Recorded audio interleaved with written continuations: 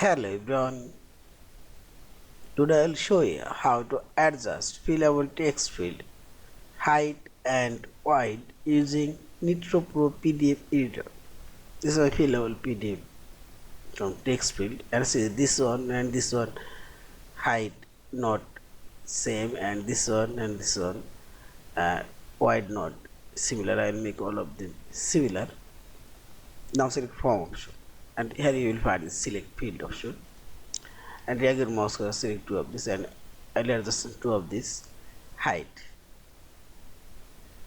and I'll make this one and similar height, and this is this similar height.